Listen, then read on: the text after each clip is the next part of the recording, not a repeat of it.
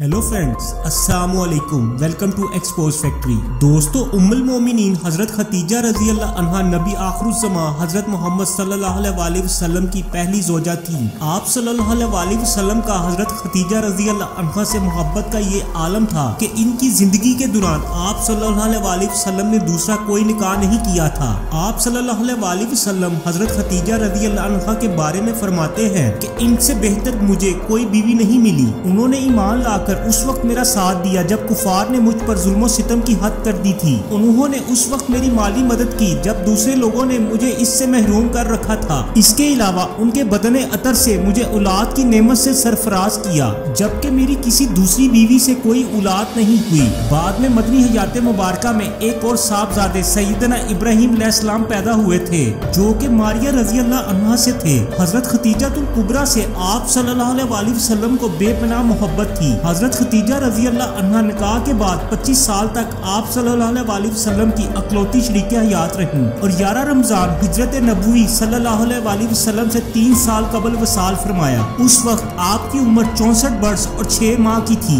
दोस्तों, हजरत खतीजा रजी अल्लाह अन्हा की नमाज जनाजा नहीं पढ़ाई गई थी, क्योंकि उस वक्त नमाज जनाजा समेत 5 वक्त की नमाज फर्ज ही नहीं हुई थी। बिल्कुल उसी तरह रमजान का महीना होने के बावजूद कोई फर्द रोजे से न था, क्योंकि उस वक्त रोजे भी फर्ज नहीं हुए थे। आप सल्लल्लाहु अलैहि वसल्लम खुद उनकी कब्र के अंदर उतरे और अपनी सबसे प्यारी शरीक हयात को अल्लाह के सुपुर्द कर दिया। हजरत खतीजा की कब्र मुबारक सऊदी अरब के शहर मक्का के जन्नतुल मल्ला कब्रिस्तान में मौजूद है। उसी साल आप सल्लल्लाहु अलैहि वसल्लम के इंतहाई महबूब चाचा अबू तालिब की वफात भी हुई थी। इन दो सदमों ने आप सल्लल्लाहु अलैहि वसल्लम को बहुत गमगीन कर दिया था, इसीलिए इस साल को गम का साल कहा जाता है। दोस्तों, हजरत खतीजा रजी अल्लाह अन्हा वो पहली खतून है जिनको कुरान मजीद की रूह से सबसे पहले उम्मुल मोमिनीन होने का शरफ हासिल था। दोस्तों, हजरत खतीजा रजी अल्लाह अन्हा आप सल्लल्लाहु अलैहि वसल्लम से शादी से पहले मक्का के बहुत बड़े कारोबार की मालिक थी। आपके अजीम कारवाने तिजारत में 80,000 ऊंट थे,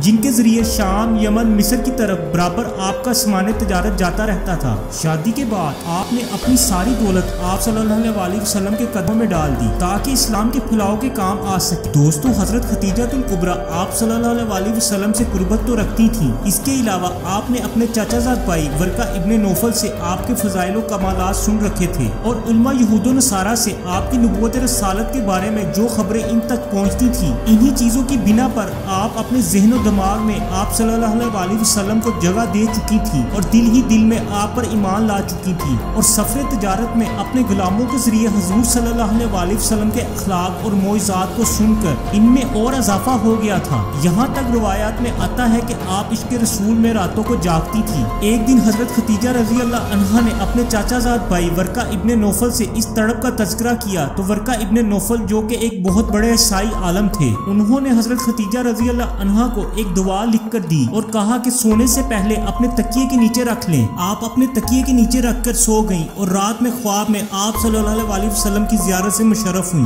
और फिर अपनी कनीज के जरिए आप सल्लल्लाहु अलैहि वसल्लम की खिदमत में बाकायदा शादी का पैगाम भिजवाया और इस तरह अपनी खास तदबीर के जरिए बनी हाशिम के चमकते आफताब को अपने दरो दौलत तक लाने में कामयाब हो गयी। रिवायात के मुताबिक रात में खानदान बनी हाशिम के जवान आप सल्लल्लाहु अलैहि वसल्लम को इस तरह से घेरे में लेकर चल रहे थे जैसे कि सितारों के जुर्मन में 14वीं का चांद हो, और इस तरह से आप सल्लल्लाहु अलैहि वसल्लम और हजरत खतीजा रजी अल्लाह अन्हा की खूबसूरत जिंदगी का आगाज हुआ। दोस्तों, आज की वीडियो यहीं तक थी। उम्मीद करता हूँ आपको आज की वीडियो पसंद आई होगी। वीडियो को लाइक और शेयर करना मत भूलिएगा और अपनी राय का इजहार नीचे दिए गए कमेंट्स बॉक्स में जरूर कीजिएगा। मिलेंगे फिर एक और वीडियो के साथ, तब तक के लिए अल्लाह हाफिज।